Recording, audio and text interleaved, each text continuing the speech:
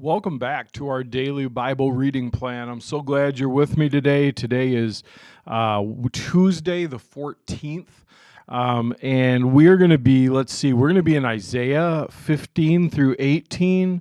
We're going to be in Galatians 1, Psalm 58, 1 to 11, and Proverbs 23, verse 12. So let's go ahead. Let's just dive right into Isaiah chapter 15, starting in verse 1. This message came to me concerning Moab. In one night the town of Ar will be leveled, and the city of Kir will be destroyed.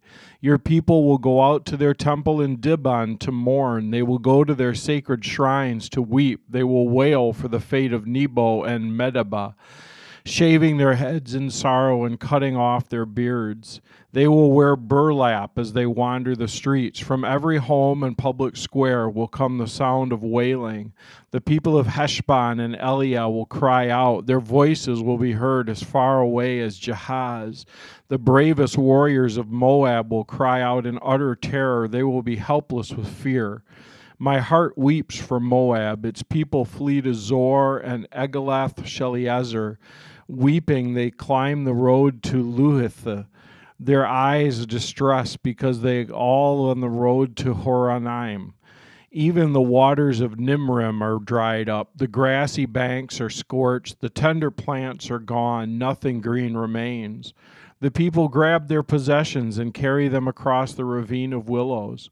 A cry of distress echoes through the land of Moab, from one end to the other, from Eglam to Beer Elim. The stream near Dibon runs red with blood, but I am not finished with Dibon.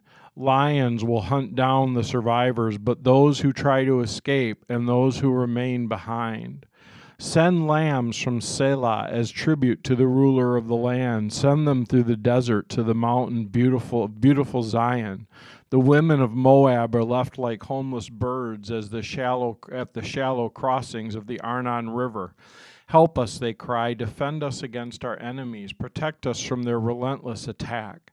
Do not betray us now, for we have escaped. Let our refugees stay among you. Hide them from the enemies until the terror is past. When oppression and destruction have ended and enemy raiders have disappeared, then God will establish one of David's descendants as king. He will rule with mercy and truth. He will always do what is just and be eager to do what is right.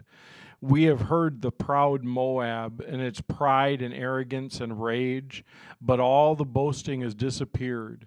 The entire land of Moab weeps. Yes, everyone in Moab mourns. In the cakes of raisins from Kiresha, all are gone now.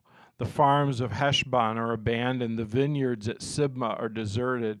The rulers and the nations have broken down Moab, the beautiful grapevine.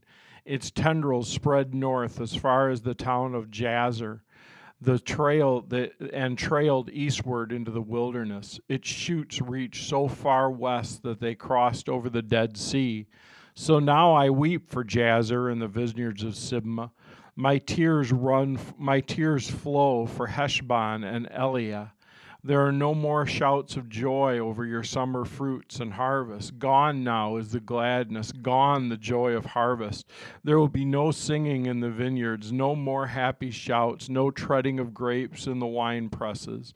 I have ended all their harvest joys. My heart cry for Moab is like the lament of a harp. I am filled with anguish for Kir Hareseth. The people of Moab will worship at their pagan shrines, but it will do them no good. They will cry to their gods in their temples, but no one will be able to save them. The Lord has already said these things about Moab in the past, but now the Lord says within 3 years, counting each day, the glory of Moab will be ended. From its great population, only a feeble few will be left alive. This is the message then that came to me concerning Damascus. Look, the city of Damascus will disappear. It will become a heap of ruins. The town of Aor will be deserted. Flocks will graze in the streets and lie down undisturbed. No one will chase them away. The fortified towns of Israel will also be destroyed, and the royal power of Damascus will end. All that remains of Syria will share the fate of Israel's departed glory, declares the Lord of heaven's armies. In that day, Israel's glory will grow dim. Its robust body will waste away. The whole land will look like a grain field, and the harvesters have gathered the grain. It will be desolate like the fields of the valley of Rephaim after the harvest. Only a few of its people will be left, like stray olives left on the tree after the harvest. Only 2 or 3 will remain in the highest branches, 4 or 5 scattered here and there on the limbs, declares the Lord, the God of Israel. Then at last the people will look to their Creator and turn their eyes to the Holy One of Israel. They will no longer look to their idols for help or worship what their own hands have made. They will never again bow down to their Asherah poles or worship at the pagan shrines they have built. Their largest cities will be like deserted forests, and the land of the Hittites and Amorites abandoned when the Israelites came here so long ago. It will be utterly desolate. Why? Because you turned from the God who can save you. You've forgotten the rock who can hide you. You may plant the finest grapevines and import the most expensive seedlings. They may sprout on the day you set them out. Yes, they may blossom on the very morning you plant them, but you will never pick any grapes from them.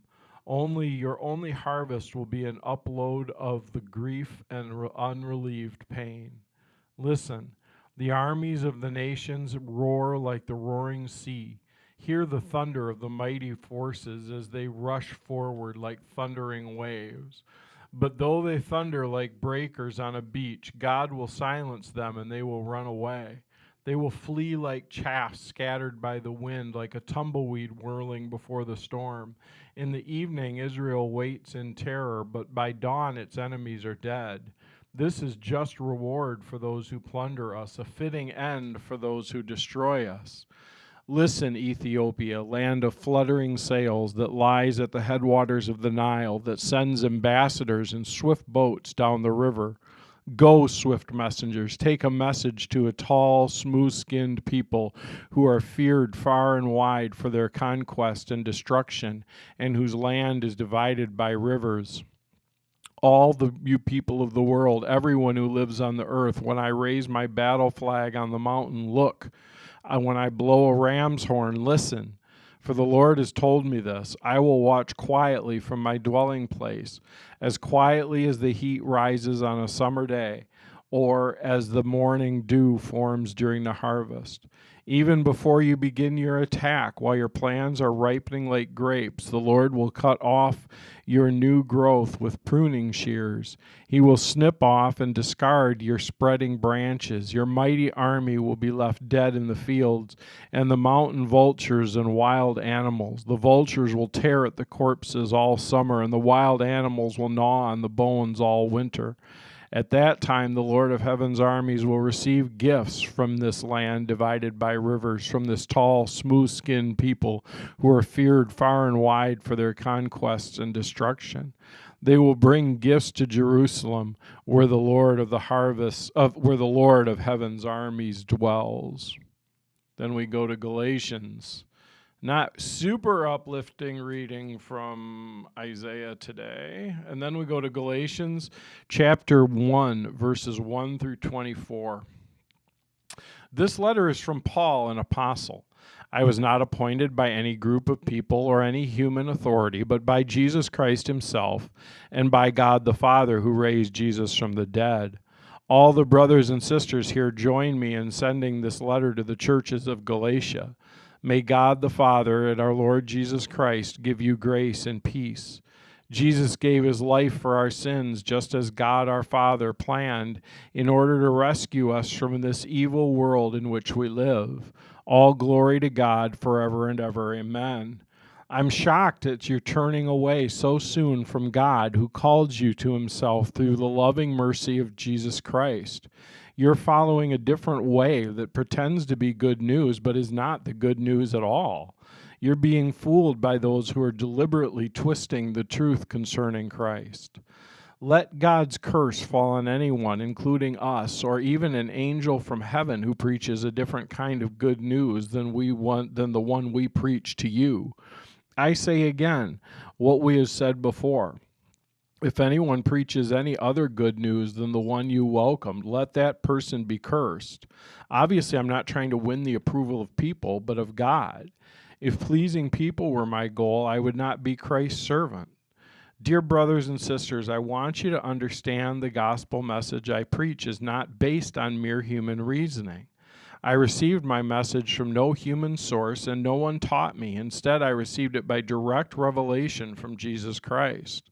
You know what I was like when I followed the Jewish religion, how I violently persecuted God's church. I did my best to destroy it. I was far ahead of my fellow Jews in my zeal for the traditions of my ancestors. But even before I was born, God chose me and called me by his marvelous grace. Then it pleased him to reveal his Son to me so that I would proclaim the good news about Jesus to the Gentiles. When this happened, I did not rush out to consult with any human being, nor did I go up to Jerusalem to consult with those who were apostles before I was. Instead, I went away to Arabia, and later I returned to the city of Damascus. Then 3 years later, I went to Jerusalem to get to know Peter, and I stayed with him for 15 days.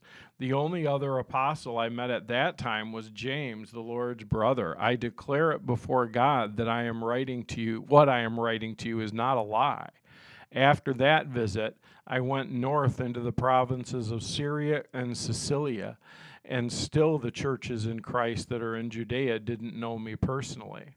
All they knew was that people were saying, the one who used to persecute us is now preaching the very faith he tried to destroy, and they praised God because of me. And then we go to Psalm 58 today. Psalm 58. Justice. Do you rulers know the meaning of the word? Do you judge people fairly? No, you plot injustice in your hearts. You spread violence throughout the land. These wicked people are born sinners. Even from birth they have lied and gone their own way. They spit venom like deadly snakes. They're like cobras that refuse to listen, ignoring the tunes of the snake charmers, no matter how skillfully they play. Break off their fangs, O God. Smash the jaws of these lions, O Lord. May they disappear like water into the thirsty ground. Make their weapons useless in their hands. May they be like snails that dissolve into slime, like stillborn children who never see the sun. God will sweep them away, both young and old, faster than a poet heats over burning thorns. Faster than a pot heats over burning thorns, not a poet. I was like, what on earth is that about?